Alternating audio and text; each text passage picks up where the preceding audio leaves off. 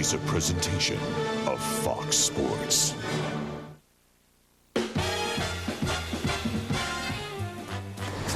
Hit me, please. 21. Okay, that's just great here. Hey. That's a champagne this morning? Yeah, it's always good to be at the Mandalay, but yes, well, I hear you. Get yourself something nice, all right? Thank you very yourself. much. Free time. Shouldn't you be getting to the race? The race? Oh, yeah, the race. I don't know if they sent the chopper. We Jeff Hammond. We got to get. Where's Jeff Hammond? Come on. Darn it. Only got 2 nickels left.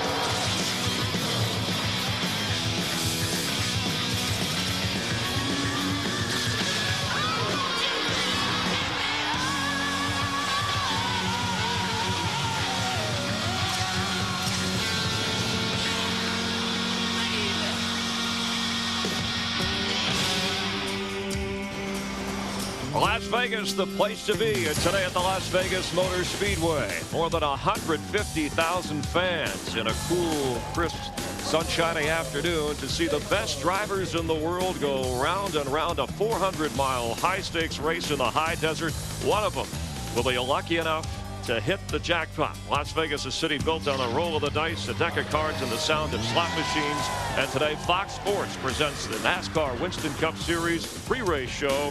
Our corporate headquarters, the Hollywood Hotel, has once again been comped, and we're set up just above Victory Lane. We go to where the races are to bring you closer to the action. Hi, I'm Chris Myers, and for all of us here, nice to have you with us for Week 3 of the 36-race Winston Cup season. Sterling Marlin, your defending champ here in Vegas, and Bobby Labonte on the pole. And, you know, last night, Las Vegas hosted a prize fight. Roy Jones Jr. defeated John Ruiz. Now it's time for another heavyweight fight, this time on the track over 1.5 miles. It'll feel as small and as crowded as a boxing ring to these drivers who try and squeeze their cars into the narrowest openings at high speeds for more than $5 million.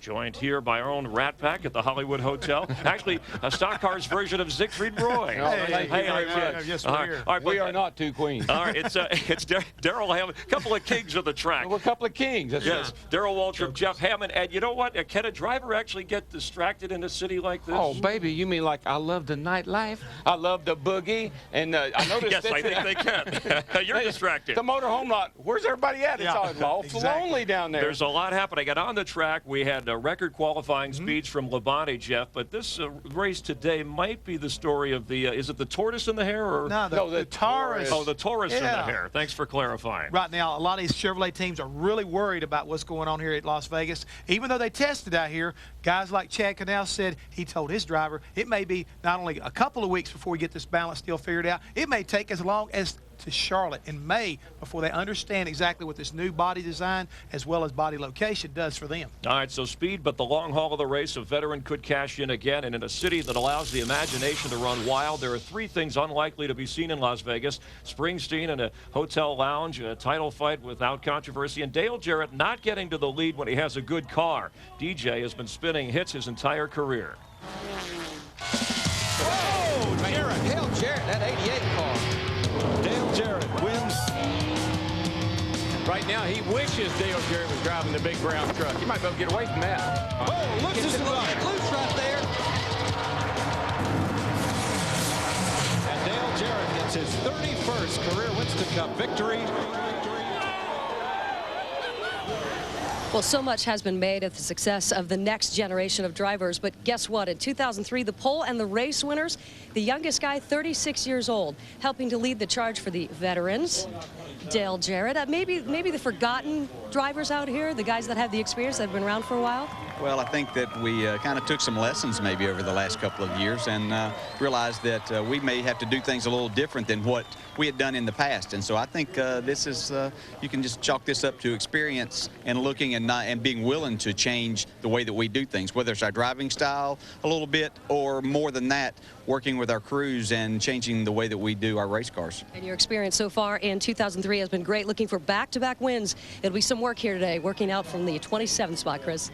All right, thanks. Last 7 races at Las Vegas, DJ in the top 10 here, and he credited his win last week much to new teammate Elliott Sadler sharing notes from testing. Well, I think what last year did for some of these older drivers is they looked at the young guys come in, they said, how did they beat us? How did they make us look so bad? Tired of hearing about young guns. They went to school over the winter. I think they figured it out. Yeah.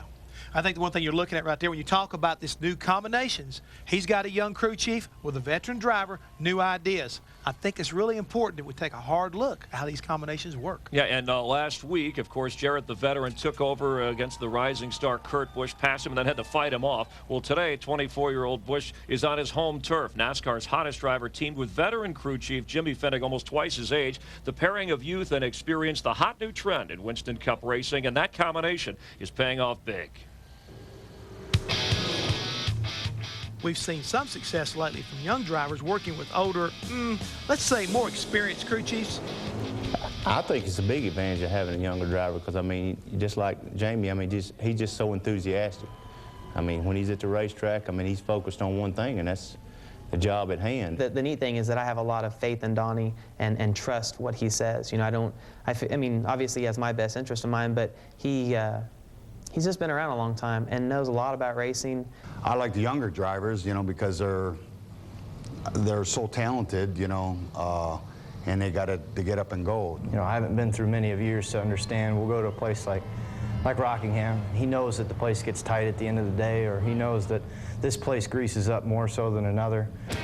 Dale Jarrett's won 31 Winston Cup races, but last week his new crew chief, Brad Parrott, won his first, even though they may not have always been on the same page during the race. Based off air pressure, I feel like it's got a little push, and when you get back in the gas, there's your looseness. I ain't feeling that. I took it 2 ways. I took it as Dale Jarrett knowing what he feels in the race car, but what Brad Parrott saw as the tire temps and the air pressures, and I used that for the next run. Yeah, and I'm not looking to say that, hey, you know, we got to do it my way. I don't care if I'm wrong 100% of the time, as long as he's right that 100% of the time, and it makes us better. It doesn't make any difference to me. No matter what age they are, if they don't get along, it won't work. You have to get along. Yeah. I mean, if you don't, then you know it's not going to be a relationship and a partnership that you're looking to go to every day. I mean, we spend more time than we do with our wives and our kids. We spend more time together. It's at the racetrack. It's away from the racetrack. Keep up with things he does. You know, it might not be my cup of tea, but we go out and do some things together here or there. Oh, I think it's very important that a driver and a crew chief and the whole team, you know, kind of gel together. I mean, go eat together or go ride go-karts together or whatever you do. Or like out here, go gambling some, you know, just... Donnie wins. I have no luck at all. I think the biggest thing is, you know, is just the team aspect of it. Well, as we try and mesh the generations, Matlock, American Idol, I guess you can teach an old dog new tricks. Well, here's the thing about the young driver. You put him with an older crew chief. Jeff knows this. These guys get burned out. Right. I mean, they go week in, week out. They got to babysit the crew. They got to worry about getting there and the cars. And the crew chief has got a lot on his mind. He can really get bogged down with all that. Then you bring in the young kid. Youth, enthusiasm. Hey, race car, race. Come on, let's go out on the track, let's run, let's go. Yeah. And I think it brings a level everything up. It really does. The older guys, a lot of times, Chris, you got to say, man, we got to get in here and practice, and you get in there telling you, hey, man, just relax. I know what I got going on here. The new guys, you got to say, hey, man, get away from the car. We're trying to fix it. We're trying to work on it. You've got to kind of throttle them back, and it motivates everybody when this is kind of working out. And besides that, where are we playing golf at next week, buddy? You guys don't hang out all that. Real one-word answer in the end. Final. Who has the final say, the driver or the crew chief? I think in this day and age, right. I think the driver has a lot to do, but I think the crew chief's got more data, more information. I'm going to be like Jeff Burton finally woke up and realized that the engineers have got to make the calls. Give in to... I'm glad he finally agrees. give in to technology and the progress that's being made. I'm old, but I ain't dumb. I know it. As we celebrate the new drivers, want to pay tribute to a fallen hero, and tickets will go on sale Monday at DaleEarnhardtInc.com for the Dale Earnhardt Tribute Concert that will take place on June 28th at the Daytona International Speedway, and the concert will feature an all-star musical cast. The Dale Earnhardt Foundation, of course, benefits wildlife conservation and children's programs. Dale's son, Dale Earnhardt Jr., starting in the second row today, is standing by with Matt Yoakum. Chris, everyone just can't wait for that big musical festival in June. And Dale Earnhardt Jr., tomorrow, 3-3-0-3, significant for another reason. For fans, they can jump online if you're a DEI insider. Yeah, you can go ahead and buy tickets early at DaleEarnhardtInc.com. And we're pretty excited about it. I mean, if you're a member of the website, you can log on and buy the tickets early before it goes on sale to the general public. But we already have Alabama and Sheryl Crow and Brooks and Dunn and Kenny Chesney confirmed, and we're trying to sign probably 2 more. And it's going to be great. I mean, it's going to be a lot of fun. All the proceeds are going to the Dale Earnhardt Foundation, and it's going to be a big event. I know I'll be down there having a lot of fun with it. And today I know your fans are hoping you're going to have a lot of fun here in Las Vegas. You're starting 4th. 38th in points. This is a big day for you and your team. Yeah, it is. This is kind of a track, third race in the season. We need a real good run today. We haven't had that great of luck over the past 2 weeks, and we want to put ourselves, on a climb back to the top in the points. And we got a great qualifying run. We had a great car and race trim practice and everything. So hopefully today will get us a great finish. You know, and car-wise, Chris, they had a great day yesterday. A top 5 finish. Chance 2 Motorsports with Steve Park behind the wheel. Hopefully they can make it 2 top 5s in a row here in Las Vegas.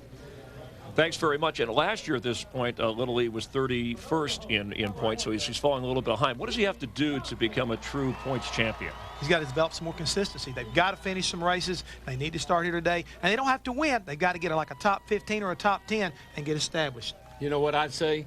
Quit working on the driver and start working on the car. That's what I'd say. All right.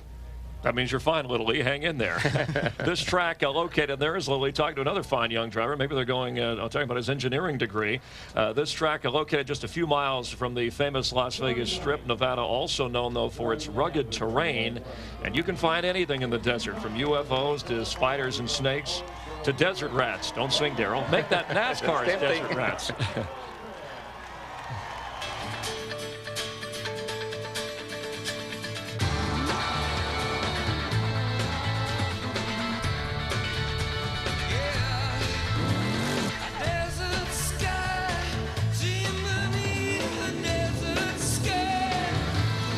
We're about 85 to 90 miles southwest of Las Vegas. Talked to Greg Ruffalo about 3 weeks ago. We were back at Daytona and said, hey, how about when we go to Las Vegas, we cruise out and do some dune bugging out of Dumont. Having fun, just out cruising, enjoying the sand. These cars are so much fun in the sand. It's unbelievable. It's rates right up there with racing. This is my first year with a sand car like this, and Robbie and I come out here to have a little bit of fun. It's exciting, I'll tell you. It's the most fun I've ever had, other than racing. It's absolutely a blast. No, Robbie's not crazy. Crazy is somebody that doesn't have any control and is out of control. And he's in control of what he's doing.